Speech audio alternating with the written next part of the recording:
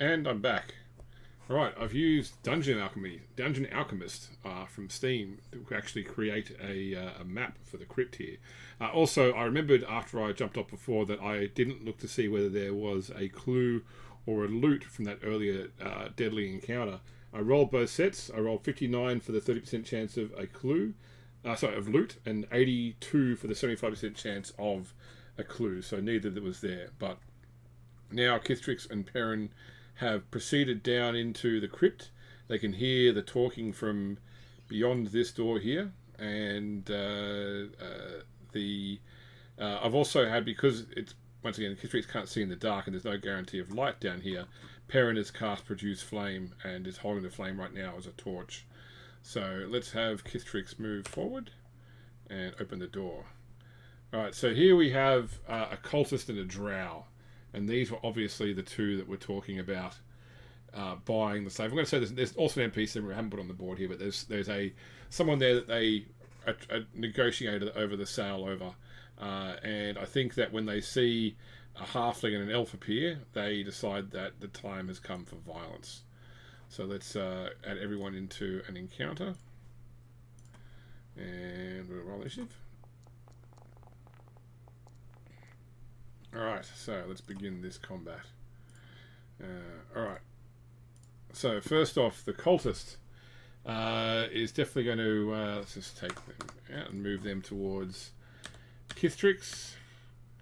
We'll attack from directly in front, blocking the doorway, give the drow a chance to do something else as well. So cultist will swing his scimitar at Kithtrix.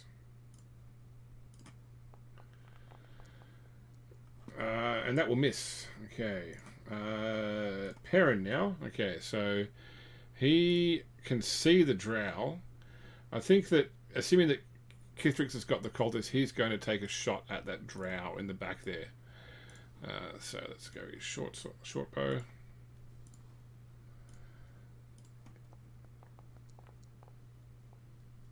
Ooh, 19 will definitely hit. Doing 5 damage. Let's turn on the drow's health bar so we can see it. Alright, that is Perrin done. Alright, Kithtrix is going to target the cultist in front of her and do her 2 short sword swings. First one. So I've got the wrong person selected, that's why. Alright, attack, normal. That will hit. I don't think she's going to use Favoured Foe on this. I think she's going to deal damage, which is good because -9 is enough to drop him.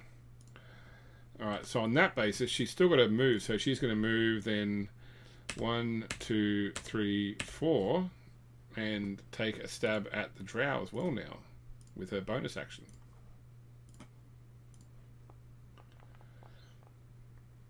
Uh, 14. What's the drow's AC? 15. That's a miss. Alright. The drow now. Alright, so there's a halfling up in his face. What's the drow got weapon-wise? Short sword, a hand crossbow, spell casting.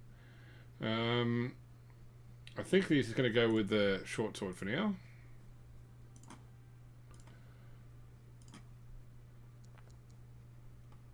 Ooh, 12. I think it will actually miss Kithtrix. It does. 14 is the number to hit. Okay, so he misses. Alright, Perrin will at least step into the room. Although there is light in the room at least, so he will still keep targeting the drow. Take another shot with his bow. 13 will miss. Alright, Kithtrix. Sticking with the short sword plan, first attack.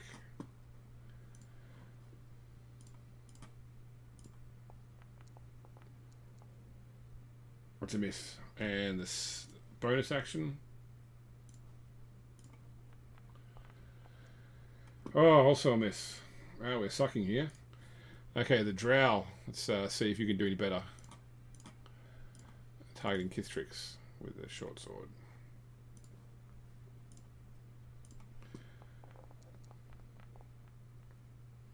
16 will hit her. For, oh, big 8 damage. Okay. Alright. Let's see. Perrin is going to still shoot.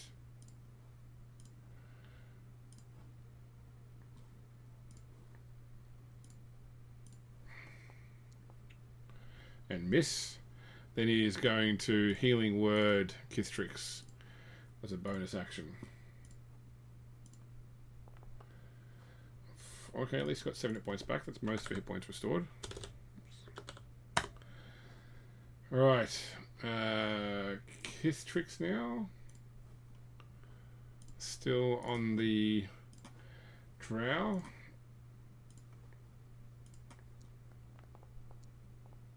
Hey, that's a hit. 9 damage. Okay, that's enough to take him down. Okay, so the drow is defeated. So I've rolled up this this dungeon further, so they can hear sounds of more fighting from this direction, but nothing coming towards them right now. So I think the first thing they're going to do is let's just send me down a bit for warming up in combat. So I had determined in this room that there is a 30% chance, I believe, of a, let me see what it was 30% chance of a clue, 30% chance of loot, 30% chance of a secret door. So I'm not about the secret door, I'm not going to go and create more maps, but let's just see. First off, is there a clue other than the person that's here? There is not. Is there loot other than the person? Well, it's not really loot. No, there is not. Okay, so I think the first thing they're going to do is they're going to go to this this NPC who is tied up and is apparently being sold. Let me get to my random NPC generator and find out who it is that they've exactly saved here. Actually, okay, I'm going to say, before I roll this randomly, is this the person whose camp they found? And given that person didn't manage to get help, I'm going to go +2 in this because it's likely they might have been captured. Okay, yes it is. It's the person, so it's the ranger that they found that was going to try and warn people to get help about these cultists. So let's get random NPC. So we know he's a ranger. I don't need to roll out his profession. But let's just, or his or her, let's just go for some base stuff. Okay, so first off, gender. D100. No, there's not 100 genders, there's just a 51 is a female. Okay, so it's a female ranger. Her alignment, this could be important. Oh, is neutral evil. Okay. Alright, let's go for surely there's a race. Here it is. D100. 24 is a human. So I'm going to say that neither Kithtrix nor Perrin have any idea that this is an evil ranger, a neutral evil ranger. And she's not going to tell them because they look like they're playing the hero part. Alright, so let's... so they're going to ask her what's happening down here. And I'm going to roll some actions to see what she knows. Flash will tell them.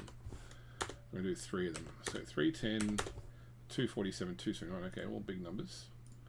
Let's get my notes up and edit this. Alright, so first one, 310 is irate. Okay, which I misspelled. Did I? Oh, no, irritate, sorry. I was going to say, it should be verbs. Okay, next one was 247, forgive. And 279 is harm. Alright, so she was captured. The cultists captured her. And she was a frustration to them. So they were trying to sell her to the drow. The drow are down here for some reason. Now, the forgive part comes to the fact that she was less concerned about being brought here because she wants to be down here for some reason. There's something down here that can cause harm. And I'm going to say that because I know that there is a... in the stuff I've rolled ahead in one of the rooms, there is a relic guarded by a deadly encounter. So I'm going to say that the deadly encounter is going to be the BBEG, that both the cultists and the drow were here negotiating over this relic they found, or this antiquity of some power. And I guess the question is going to be, is she able to help these two? I'm going to say -2 on this only because let's presume she's been... Well, she may be relieved of her weapons or otherwise be unable to fight or injured. So, no, okay, but she does still want to fight. She does want to help. Okay, so let me see...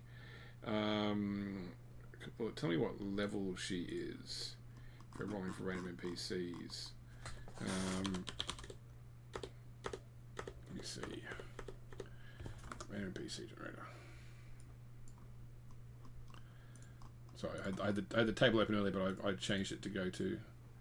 Oh, and I think I've just crashed my PDF reader, have I? I've done something.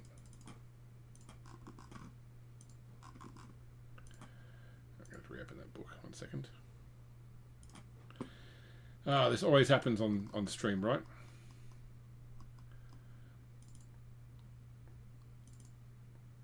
Okay, so I want the random NPC generator. Okay, so we have her race, we have her gender, her alignment. Profession is not important to us right now. Level, okay, so let's see. So we're going to roll a D20 to see what level she is. It's not necessarily level 20, so say this gives a range. Okay, 14 puts her early levels. So I'm going to roll on a D20. Okay, she's a first level ranger, just like Kithtrix is. Alright, let's see what's her disposition while we're working a bit about who she is. 98. She is frivolous, so she wants to charge in and deal with this problem now. Okay, so I need to throw in a level 1 basic ranger to a human ranger to help in this encounter. So why don't I quickly just go...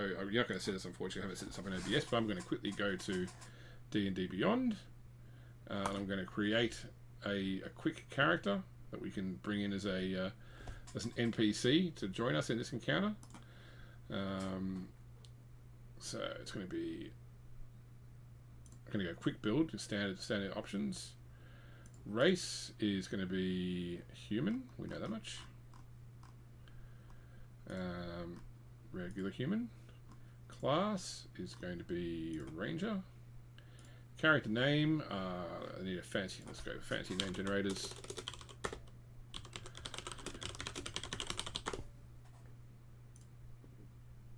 And we'll just go for...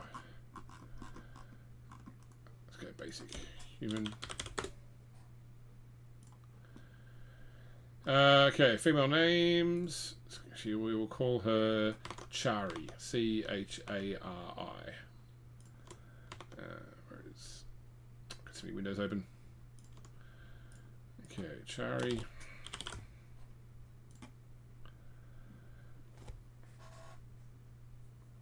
Okay, what's going to ask me for? Don't care about any of this stuff. Just keep moving forward. Okay, we've got that. We've got favourite enemy. We'll say that she does not like the undead. Let's just say she speaks Elvish. Natural explorer, she is used to forest because that's where she lives. Attributes have been done. She's background is... Let's make her an outlander. Give her investigation since we suck at it. And she plays the lute and also speaks Sylvan. How about Equipment's done. View character sheet. So now, by the magic of D&D Beyond, I should be able to come back to here and create a new actor called Shari, and I can then import her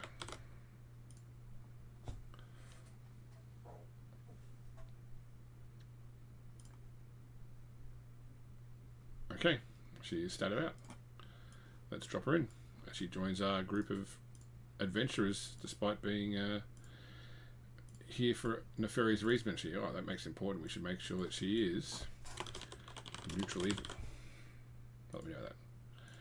Alright, so the group will continue forward. I think we're going to go forward cautiously and stealthily because we can hear fighting coming from the north. So roll. It's going to be a group stealth check. So we've got a 13 for Kithtrix. We've got a 25 for Chari. And we have a 20. Okay, so I'm going to say that they're able to sneak right up to. I'm going to move this up to here. I'm going to put Kithtrix in the middle since she is our protagonist for this particular encounter. And I'm going to put Chari here. Now, Kithtrix can see that there is a drow and a skeleton that are fighting each other here. So, and Chari tells them that the artifact is in the southern room. So, so what they're going to do, I think, they're just going to let these two battle it out with each other. And they're going to advance into this room down here, where they stumble upon two cultists trying to extract this reliquary, whatever it is, from this tomb. So this is going to be our BBEG encounter. We're going to add everyone to a combat. We are going to roll initiatives. Alright, music again. Alright, so first person to go is going to be the North Acolyte. So a group of people burst into the room. This Acolyte is probably going to Sacred Flame somebody. Okay, I'm just going to roll a D6. 1, 2, 3, 4, 5, 6 to see who he attacks because he has no idea who these people are. He's targeting Chari. Okay. He's Sacred Flame. So she needs to make a... Well, you need to roll damage first. Alright, and then she needs to make a saving throw. DC 12. Which she makes, and it's no damage, I believe. Must see that, or take... Yep, so no damage for a save on a Sacred Flame. Alright, Kithtrix is going to advance in to the first. She's going to go through Chari here and go and attack this first guy with her swords.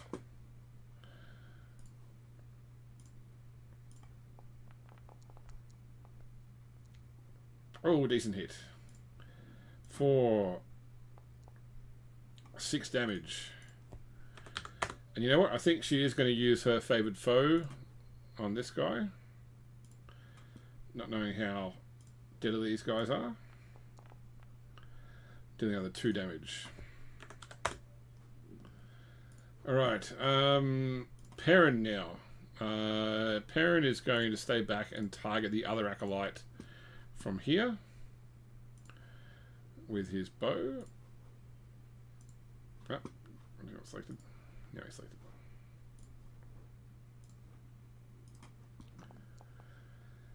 That will hit. Good hit rolls, guys. For a mere 3 damage, however. Alright. Chari now. Okay, so what did she get weapon-wise? She has 2 short swords and a longbow. Exactly the same as Kithtrix. Alright, so why not? She will... she's going to move 1, 2, 3. And she's going to put the first attack onto the Acolyte down the bottom.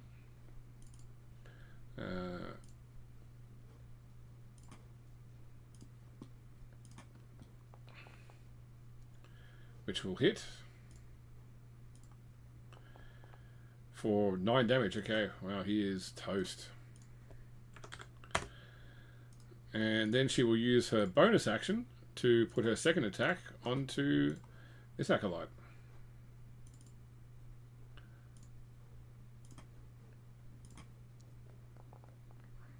Which will miss. Okay, this Acolyte here. Oh, so see, I would say that he is surrounded pretty much. He is on 1 hit point. He is, I would say that he is going to try and surrender. So he drops his weapon, and I think that Kithtrix and Perrin both accept his surrender, but then Shari stabs him in the back. What does it say? Okay, does she stab him in the back? And I'm going to give her a +4 for being evil and being against these guys. Oh yeah, she stabs him back, and I'm sure she declares he was going for weapon or he was going to cast a spell, but yeah, she kills him from behind, slaying the remaining Acolyte. All right, so that's the end of the encounter. So at this point in time, I'm happy that the Drow and Skeleton either kill each other or leave no major threat to be dealt with there. So the group are able to recover the artifact. Let's just see, is there any other loot or clues in here? So 30% chance of loot.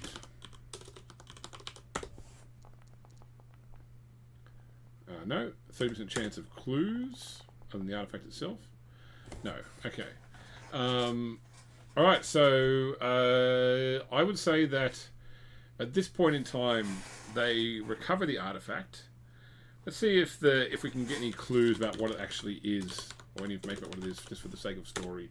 I'm going to roll 2 things here to see what this might be. Alright, so 452 is suffer, and 18 is antagonize. Okay, so I'm going to say that what has been buried down here is some sort of relic that causes fear, destruction, suffering, conflict by its mere presence. It corrupts the land around it, and in fact, by empowering it, or by doing their ritual to try and find it, was how the cultists were damaging the land in the first place. They were causing it to flare out and blight the land with its maleficent, with its malfeasance. And Jari, being an apparently experienced ranger, at least appearing that way, given that she's wove in and killed 2 acolytes, is going to tell Kithtrix and Perrin that she knows where to take the relic to render it safe. Now, probably she's lying, but let's just see whether she can make a deception roll, I guess. Deception, yeah, deception. Okay, so she rolled 18, and we will try a insight roll from our 2 heroes. Insight.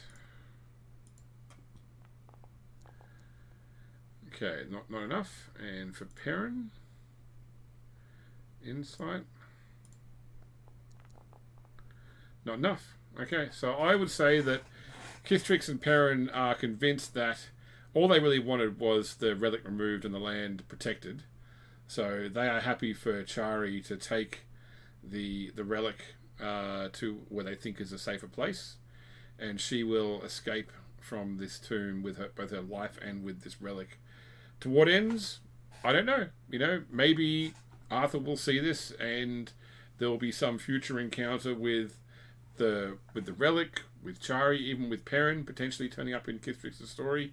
The whole point of this was just to create a bit of extra content for generic fantasy adventure and create some more backstory and try out solo gaming. You know, so hopefully you enjoyed this little foray into my character's backstory. Let's just turn off the battle music and go back to a more pleasant looking climb. Yeah, so look, this was a pretty simple run through of how Foundry works. I got to try some cool features like bringing in maps from Dungeon Alchemist. Yeah, if you want to know more about the adventures of Kithtrix Dustbraid and her friends, then check out season 2 of Generic Fantasy Adventure starting in January. If you haven't seen season 1, you should have already watched it by now, but if you haven't, then go back and watch season 1 of Generic Fantasy Adventure. It's a great game. Once again, great players, great GM. I can't recommend it enough. You should definitely check it out. Thank you for taking the time to watch my little video. I hope that you enjoyed it. I hope you learned something from it. And maybe if there's enough demand, I might do something like this again in the future. But otherwise, I will wish you all a pleasant day, a happy New Year, since I'm recording this at 7 p.m. on New Year's Eve. I assume by the time you watch this, it will be New Year's Day where you are, or maybe just before, but Happy New Year anyway. And I will see you in the next show or the next video that I do. Take care.